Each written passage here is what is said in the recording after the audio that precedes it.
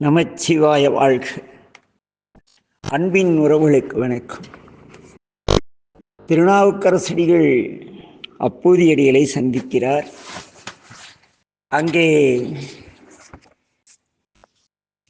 கடந்த பதிவிலே கண்டது போல நம்முடைய நாவுக்கரசடிகள் தன்னை பற்றி கூறுகிறார் பணிவாக.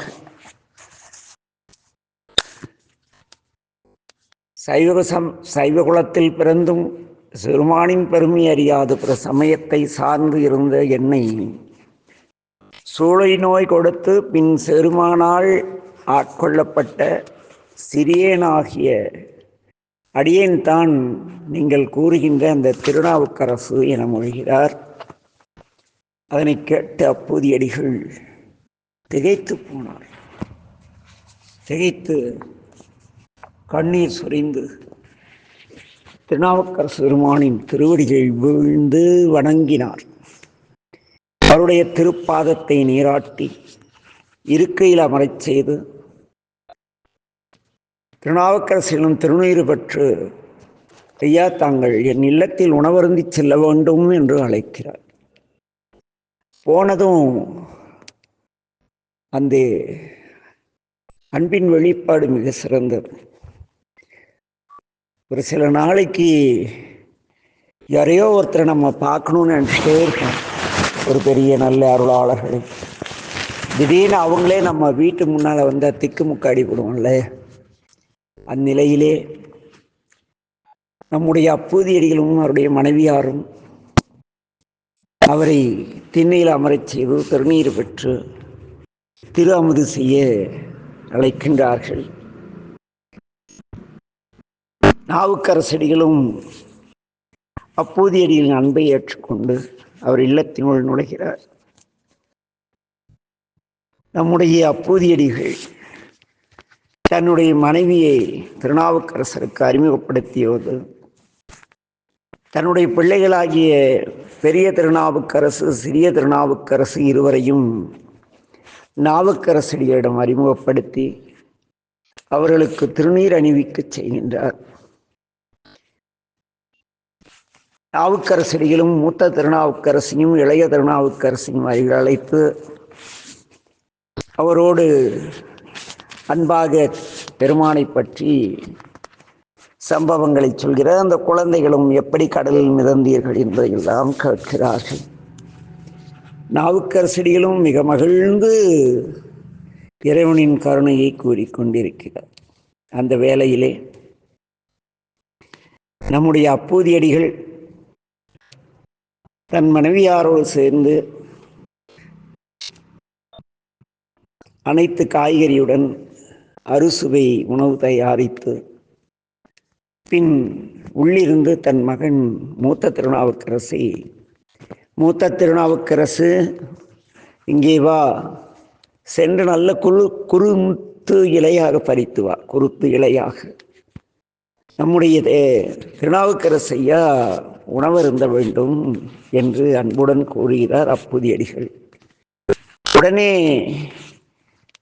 அந்த குழந்தை மிக மகிழ்ந்து பெரிய வாழை மரத்தின் ஏறி, ஏனெனில் நாட்டு வாழை மரம் மிக திடமாகவும் உயரமாகவும் இருக்கும், அதன் மேல் ஏறி குருத்து இலையை அறிகிறார். அப்போது அந்த வாழைத்தோட்டத்தில் பெரும்பாலும் எப்பொழுதுமே பாம்பு இருக்கும். அப்படி இருந்த ஒரு பாம்பு ஒன்று பெரிய திருநாவுக்கரசின் கரத்திலே தீண்டி விடுகிறது. உடனே சற்றும் தாமதியாது இலை எடுத்துக்கொண்டு தன் கையை கடித்துள்ள பாம்பினை உதறி தள்ளிவிட்டு அந்த குழந்தையை விஷமேறு முன் அடியார் அமுது செய்ய இந்த இலையை கொடுப்பேன் என்று உறுதியுடன் யாரிடம் சொல்லாமல் ஓடி வருகிறது. வரும்பொழுது விஷம் உடல் முழு, ஏன்னா விஷக்கடி ஏற்பட்டால் நம்ம ஓடுனா என்ன ஆகுனா விஷம் வேகமாக பரவும். அவ்வாறு அந்த குழந்தை ஓடி வந்த பொழுது வேகமாக விஷம் உடல் முழுவதும் பரவி தன் இல்லத்தில் வாசல் நின்று கொண்டிருந்த தன் தாயாரிடம் அந்த வாழை இலையை கொடுத்து விட்டு அந்த குழந்தை திருவடி சேர்ந்து விடுகிறது அல்லது இறந்து விடுகிறது. திருவடி சேர்ந்தது என்றெல்லாம் சொல்லக்கூடாது, இறந்து விடுகிறது. திருவடி சேர்ந்தால் பிறகு கிடையாது. மகனை பாம்பு தீண்டி உடலெல்லாம் நீல நிறமாக மாறியிருப்பதை அறிந்ததும் அந்த அம்மையார், நம்மளா இருந்தால் கத்தி கதறி இருப்போம், படுவாவி திருநாவுக்கரசு எந்த நேரத்தில் ஐயா வந்தாரோ என் பையனை பாம்பு கடிச்சிருச்சுன்னு. ஆனால் அவங்க அதை செய்யல. அந்த நம்முடைய அப்பூதியடி துணைவியார்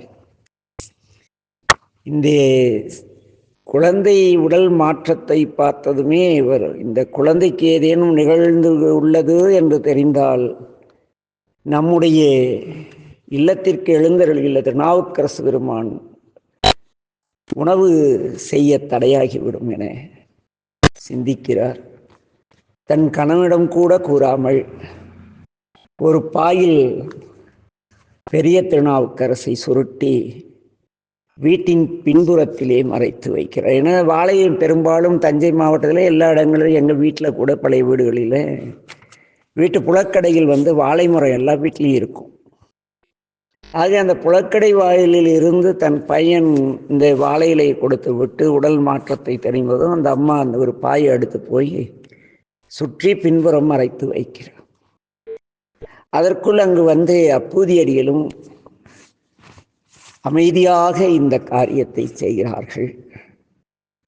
செய்த பிறகு கணவனும் மனைவியும் அதே முகமலர்ச்சியோடு நம்முடைய திருநாவுக்கரசு பெருமானை அழைத்து, ஐயா வாருங்கள் உணவருந்தலாம் என்று கூறி திருநாவுக்கரசு பெருமானும் முதலில் அங்கிருந்த அனைவருக்கும் திருநீர் கொடுக்கிறார். கொடுத்த பொழுது அங்கே திருநாவுக்கரசு இடம் மிகவும் கொஞ்சி குழவி அந்த மூத்த திருநாவுக்கரசை காணவில்லை. உடனே நம்முடைய நாவுக்கரசடிகள் மூத்த திருநாவுக்கரசு எங்கே சென்றார் என்று கேட்கிறார். அதற்கு அப்பூதியடிகள் அவன் இங்கு உதர்வான் என்று பதில் கூறுகிறார். உடனே நாவுக்கரசடிகள் நடந்தவற்றை திருவருளால் உணர்ந்து, அப்பூதியடிகளே உண்மையை கூறுங்கள், இல்லையெனில் நான் உங்கள் இல்லத்தில் உணவருந்த மாட்டேன் என்கிறார். உடனே கணவன் மனைவி இருவரும் திருநாவுக்கரசடிகளை பணிந்து வணங்கி தன் மகனுக்கு நடந்தவைகளை கூறுகிறார். உடனே திருநாவுக்கரசடிகள் மனம் நெகிழ்ந்து, இந்த அரும் செயலை யார் செய்ய வல்லார்கள் என்று கண்ணீர் ததும்ப இறந்த திருநாவுக்கரசு பெரிய திருநாவுக்கரசரின் உடலை திங்களூர் திருக்கோயில் வீதியில் வைத்து சிவபெருமான் இந்த குழந்தை குணப்படுத்த வேண்டும் என்று வேண்டி ஒன்றுகொலாம் என்ற விடம் நீக்கும் திருப்பதிகத்தை பாடுகிறார். பாடல் முடிந்த பிறகு பெரிய திருநாவுக்கரசு ஏதோ தூங்கி எழுவது போல எழுந்து திருநாவுக்கரசு பெருமானை வணங்கி நிற்கிறார். நாவுக்கரசடிகள் அக்குழந்தைக்கு திருநீர் அணிவிக்கிறார். பிறகு அனைவரும்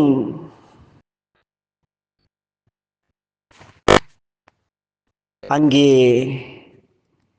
அமைதியாக உணவருந்து செல்கிறார்கள். அப்பொழுது அப்பூதியடிகள் தன் மகனை நோக்கி,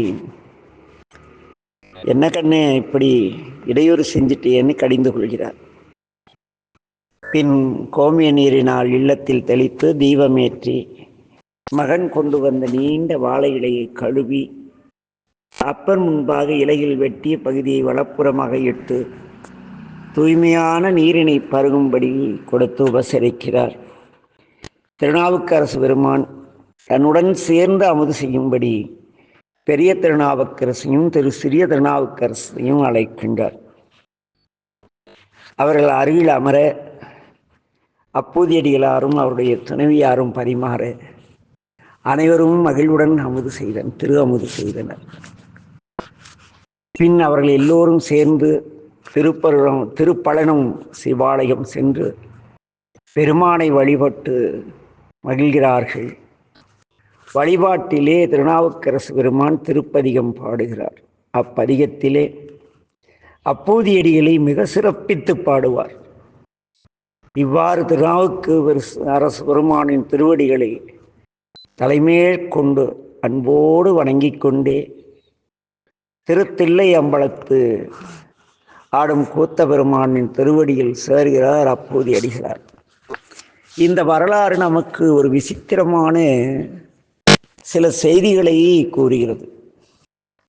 முதலிலே இறந்து போனால் தீட்டு என்று ஒரு வார்த்தை உண்டு. ஆனால் திருமுறையிலே எந்த இடத்திலும் தீட்டு என்ற வார்த்தை அருளாளர்களால் உபயோகப்படுத்தப்படவில்லை. இரண்டாவது, குழந்தை இறந்தவுடனே உண்மையை சொல்லி ஐயா இது மாதிரி ஆட்சி உங்களுக்கு சாப்பிட போட முடியாது, சகஜ நிலை. ஆனால் ஒரு உடல் இறந்து கிடக்கிறது, அதை ஒரு பாயில் சுருட்டி ஒரு ஓரம் வச்சுட்டு சாப்பிடுங்கன்னா அங்கு அடியாருக்கு அமுது பாலித்தல் மட்டுமே அவங்களுக்கு தெரிஞ்சதே தவிர தன் துயரம் தெரியவில்லை. நம் வீடு தேடி வந்து ஒரு அடியார் வருகிறார் என்றதை ஏதோ ஒரு சோறாவது கொடுக்கணும் அப்படிங்கிற அந்த எண்ணம் இருக்கிறது இல்லப்பா, அது மிக சிறந்த எண்ணம். அப்படி அவர்களுக்கு அமுது பாலிக்கும் பொழுது எந்த இடையூறு நேர்ந்தாலும் அதை அவர்கள் வெளிப்படுத்தக்கூடாது என்பது இரண்டாவது நியதி. மூன்றாவது, அந்த அடியவர் எப்படி இருக்க வேண்டும், எந்த நிலையில் இருக்க வேண்டும் என்பது இந்த வரலாற்றில் பேசப்படுகிறது. நாவுக்கரசடியில் கற்றுத்தந்த மிக சிறந்த நாகரிகம், நீங்கள் எந்த வீட்டிற்கு சென்றாலும் அந்த வீட்டில் உள்ள குழந்தைகளை அருகில் அழைத்து அமரச் செய்து உணவருந்துங்கள். அதனால் அந்த குடும்பத்தில் குழந்தைகளுக்கோ மற்றவர்களுக்கோ ஏதேனும் இடையூறு நேர்ந்திருக்குமாயின் அதை இறைவன் நீங்கள் வேண்டினால் நிறைவேற்றுவார். இது எப்படி சாத்தியம் ஐயா, இன்று இவ்வாறு நடக்குமா, சான்று உள்ளதா என்று கேட்டால் எங்கள் இல்லத்திலேயே சான்று இருக்கிறது. நம்முடைய தூத்துக்குடி திருமந்திர நகர் அங்கே இருக்கிற சங்கரராமேஸ்வர பாகம்பிரியாள் அன்னையுடைய கூடிய அந்த திருவனந்தல் சபையிலே 7 திருத்தல யாத்திரையாக வருகிறார்கள். அப்பொழுது திருச்செங்கோட்டில் இருந்த என்னுடைய தங்கை சரஸ்வதி அவருடைய இல்லத்திலே அவர்களுக்கு காலை சிற்றுண்டிக்கு ஏற்பாடு செய்திருக்கிறோம். ஏனெனில் அந்த பகுதிக்கு வரும் சிவனடியார்கள் விவரம் தெரிந்தவர்களை இவர் கோயிலில் ஒரு ஒற்றர் வச்சிருப்பார் எங்கள் மச்சான், அப்படித்தான் நினைக்கிறேன். கரெக்டாக இவங்களுக்கு தெரிஞ்சிடும், இவங்க போய் கூப்பிட்டு வந்து அன்னம்பாளிப்பாங்க. அப்படி அடியேன்னு சொல்லி அவங்க காலை உணவு சிற்றுண்டி தயாராகிவிட்டது. அங்கே நாங்கள் அவிநாசியிலே காலதாமதமாகிவிட்டது வழிபாட்டின் போது. 11:45 மணிக்கு பக்கம் திருச்செங்கோடு வந்து சரி சாப்பிட்டு இறைவனை வழிபாடு செய்யலாம், காலையிலிருந்து அடியார்கள்லாம் நிறைய நோயாளிகள்லாம் இருக்காங்க, உணவருந்திடலாம் அப்படின்ட்டு என் தங்கையின் சிஹெச்பி காலனியில் இருக்காங்க, என் தங்கச்சி வீட்டுக்கு அந்த அன்பர்களை அழைத்து செல்கிறோம். அதுக்குள்ளே அவங்களுக்கு தகவல் கொடுத்துட்டேன். அவங்க உடனே என்ன பண்ணாங்கன்னா இலையெல்லாம் போட்டு பரிமாறிட்டாங்க. வெண்பொங்கல், இட்லி எல்லாம் கடையில் ஆர்டர் பண்ணி திடீர்னு ஏற்பாடு பண்ணனால எல்லாம் கடையில் ஏற்பாடு பண்ணி பரிமாறிட்டாங்க.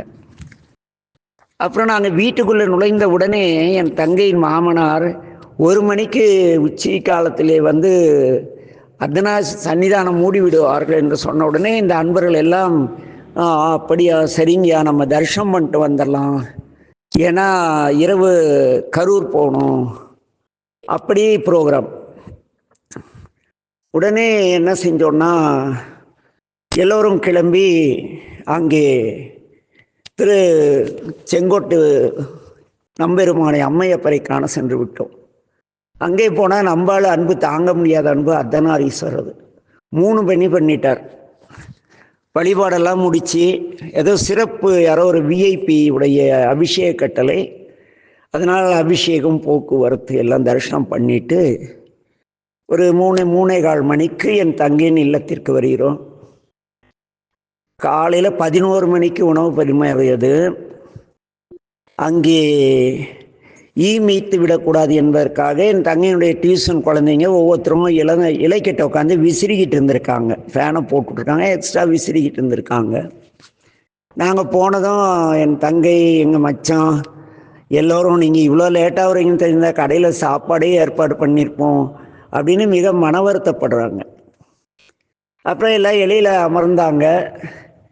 அமர்ந்த உடனே என் தங்கச்சி மச்சான் எல்லாம், ஐயோ எல்லாம் ஆறி போயிடுச்சேங்கயா, சட்னிலாம் எப்படி இருக்கோ தெரியல, தேங்காய் சட்னி அதெல்லாம் கடையில் அரைச்சி கொண்டாந்து, அவன் எப்போ அரைச்சான்னு தெரியல, காலையில் விடிய காலையில் அரைச்சிருப்பான்னு நினைக்கிறேன். மிக வேதனையோடு சொல்லக்குள்ள அந்த இலையில் உட்கார்ந்த ராஜேஸ்வரன் ஒரு அண்ணாச்சி பொங்கலில் கை வச்சாரு. பொங்கல் சூடாக இருந்திருக்கு. என்ன கூப்பிட்டாரு, சொக்கரையா இங்கே வாங்க அப்படின்ட்டு. அந்த பக்கத்தில் பொங்கலை தொட்டு பாருங்கன்னாரு. தொட்ட இலைய பொங்கல் ஏதோ வச்சு ஒரு 10 நிமிஷம் ஆன மாதிரி இளம் சூடாக இருக்கு. இட்லி இளம் சூடாக இருக்கு. சட்னி கெட்டு போகல. எல்லாரும் திகைச்சு போயிட்டோம். ஐயோ என்ன இப்படி அப்படி காலையில் பரிமாறி இவ்வளோ நேரம் சூடாக இருக்கான்னா, யாரோ ஒருத்தர் சொன்னால் அது எங்களை திருப்திப்படுத்த சொன்ன மாதிரி. ஆனால் அந்த இலையில் இந்த பொங்கல் இட்லி தொட்டைங்களாம் ஏங்கம்மா புதுசாக வாங்கிட்டு நீங்கள் வேற அப்படின்னு அவங்கள ஒரு மாதிரி பார்க்குறாங்க. அப்போ அந்த அமைப்பில் இருந்த மாரியப்பன் மாரிமுத்து அண்ணாச்சி, மாரியப்பன் ஐயா மாரிமுத்து அண்ணாச்சின்னு ஒருத்தர், அவர்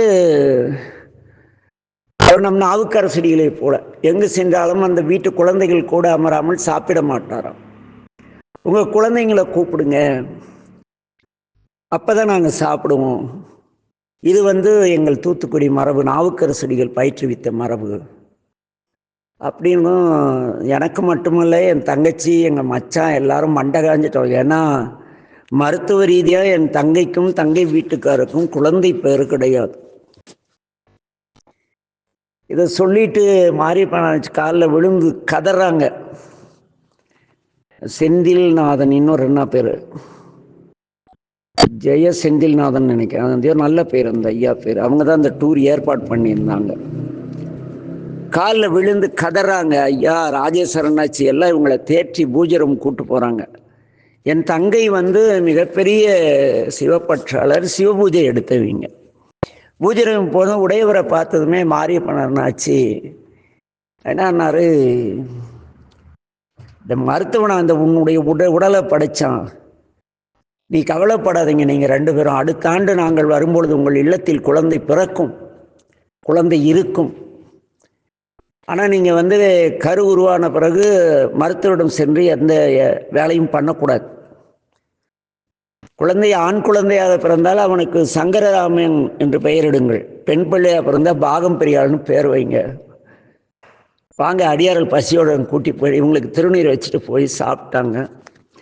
அதுக்கு பிறகு என் தங்கை கருவுற்று, மருத்துவர்களாம் வயிற்றில் ஏதோ கட்டி வந்துடுச்சு, உங்களுக்கு தான் சான்ஸே இல்லையே, கட்டி வந்திருக்கோம் நாங்கள். அதையும் மீறி அந்த குழந்தை வளர்ந்து ஆடி மாதம் சுவாதி நட்சத்திரத்தை இன்னைக்கு கைலாசநாதர் ஆலயத்தில் திருச்செங்கோட்டில் தீபாரம் நடக்க குழந்தை பிறக்கிறது. சங்கர்ராமன் பேர் வச்சிருக்காங்க. இன்னைக்கு இப்போ அந்த பையன் 10வது படிச்சுட்டு இருக்கு. இது எதுக்காக சொல்றேன்னா, அடியார்னு சொல்லிக்கிறவங்க ஒரு வீட்டுக்கு சாப்பிட போனா அன்னம்பாளிக்கும் தில்லை சிற்றம்பலம் பாடி எல்லாரும் மாகேஸ்வர பூஜையை ஏற்றுக்கிட்டு அந்த இல்லம் சார்ந்தவர்கள் அமரவில்லைன்னா அதை ஒரு பொருட்டாக எடுத்துக்காம அவங்க குழந்தைகளை கூட கூட்டி உட்கார வச்சு சாப்பிட்றவங்கள நான் பெரும்பாலும் பார்த்தது கிடையாது. அன்னைக்கு அந்த திருவனந்தல் சபைக்காரங்க எங்கள் வீட்டுக்கு வந்த அனுபவத்தால் கிடைத்தது என்னன்னா, நாவுக்கரசடிகள் ஏன் குழந்தைகளை அருகில் அமரச் சொன்னார் அப்படிங்கிற கேள்வி இருக்குல்ல. அதே போல் இன்னொரு சம்பவம் நடந்தது. நானும் பவானியை சேர்ந்த தேவராஜன் என்ற ஒரு பையனும் ஏற்கனவே இதை சொல்லியிருக்கேன். தலையாத்திரையாக சென்ற பொழுது திருவையாற்றிலே ஒரு பேர், நல்ல பேர், அந்த தம்பி பேர் வெற்றி செல்வன், அவர் எங்களை அழைத்து சென்று அவர்களுக்கு உணவு கொடுத்த பொழுது நான் அடியே இந்த எங்கள் நாவுக்கரசில் மரபை பின்பற்றி உங்கள் குழந்தையை கூப்பிடுங்க, கொடுத்து சாப்பிடலான்னு. அவங்க எங்களுக்கு கல்யாணம் ஆகி 5 ஆண்டாயும் குழந்தை பெறலன்னு சொல்ல, நாங்கள் அந்த குழந்தையை அடியின் அந்த கணவனையும் மனைவியும் ஆசீர்வதித்து, உங்களுக்கு நல்லபடியாக மகட்பேறு உண்டாகும், அன்னை மீனாட்சி உங்கள் இல்லத்தில் அவதாரம் செய்வார் என்று வாழ்த்தி வந்தோம். பிறகு அவருக்கு குழந்தை பிறந்ததாக கேள்விப்பட்டோம். ஆனால் நம்முடைய தஞ்சை மாவட்டம் சார்ந்த நிறைய வாட்ஸ்அப் குழுக்களிலே இவரை பற்றி நான் பேசியிருக்கிறேன். அவரை தேடிக்கொண்டிருக்கிறேன். ஆனால் இன்று வரை இறைவன் என் கண்ணில் காட்டவில்லை. ஆனால் அவர் நன்றாக இருக்கிறார், அவர் குழந்தை இருக்கிறது என்ற செய்தி உறுதிப்படுத்தப்பட்டது. ஆக என் அன்பின் உறவுகளே, நீங்கள் திருவேடம் அணிவதோ ஒரு இல்லத்திற்கு அன்னம்பாளிப்பிற்கு செல்வதோ அன்னம்பாளிப்பு செய்விப்பதோ பெரிய செய்தி கிடையாது. நீங்கள் அன்னம்பாளிப்பு செய்யும் பொழுது உங்களுடைய நோக்கம் அந்த இல்லத்தாருக்கு அன்னம்பாளிக்கிற அடியாருக்கு மகிழ்ச்சி பெரிதுதான். இருந்தாலும் கூட எல்லா குடும்பத்திலும் ஏதோ ஒரு குறை இருக்கும். அந்த குறை நீங்க வழிபாடு செய்து நாம் அந்த அன்னம்பாளிப்பை ஏற்றுக்கொண்டால் அது திருவருளுக்கு பெருமை. நாவுக்கரசடிகள் அப்புதியடிகளுடைய குழந்தை எங்கே மூத்த திருநாள் கேட்டதனால் அந்த குழந்தைக்கு உயிர் கிடைத்தது. மாரியப்பன் அண்ணாச்சி என் தங்கையை குழந்தைக்கு சொன்னனால அவங்களுக்கு குழந்தை பேர் கிடைச்சது. அங்கே உடல் இருந்தது, உயிர் வந்துச்சு. இங்கே மருத்துவ ரீதியாக சாத்தியமில்லாத நிஜம் நடந்தது. ஆக என் அன்பின் உறவுகளே, வரலாறுகளை படிப்பது பெரிது கிடையாது. அங்கே மறைந்திருக்கும் சில அற்புதமான செய்திகளை கிரகித்து சம்பவங்களை ஆழ்ந்து நோக்கி அவ்வழி வாழ முயற்சித்தார். எல்லோரும் திருவருள் பெறுவோம் என்று கூறி மீண்டும் அடுத்த பதிவிலே சந்திப்போம். நமச்சிவாய வாழ்க. எல்லா உயிர்களும் இன்புற்று வாழ்க. திருச்சிற்றம்பலம்.